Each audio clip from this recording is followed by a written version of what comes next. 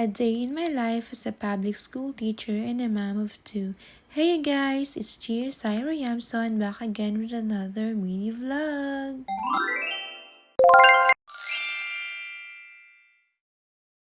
Hello everyone! Have a nice day!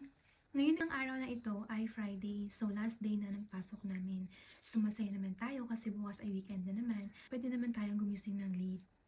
Last day of periodical test na rin namin ngayon. Nag-advance na ako ng periodical test. It's because on Monday may lakad ako.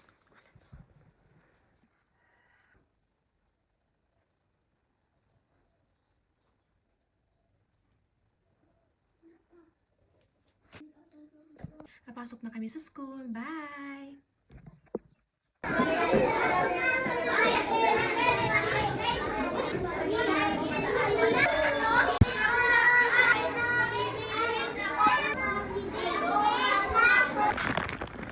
Tapos na kayo, Sir Dan? Hi, guys.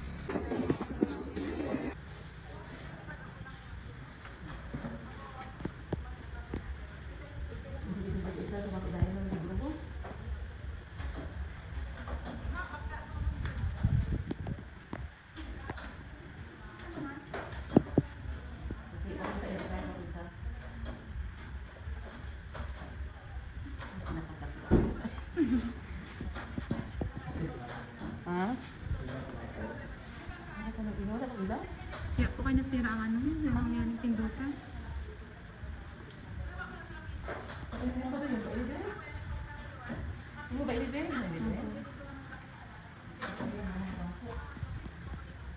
Puti-puti lang yung anak, punasan lang. Opo. Puti-puti lang siya.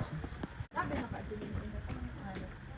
pero ni, hindi nyo ba yun ang kay Jordan yun ang inang? Ngayon nga din pong araw na ito ay nagkaroon ng schedule ang RHU Sanitary Inspector na magsagawa ng pag-spray ng pamatay lamok kasi po yung isang mag-aaral namin dito sa paaralan ay nagkaroon ng case ng dengue. Na-admit po siya sa Sibuyan District Hospital.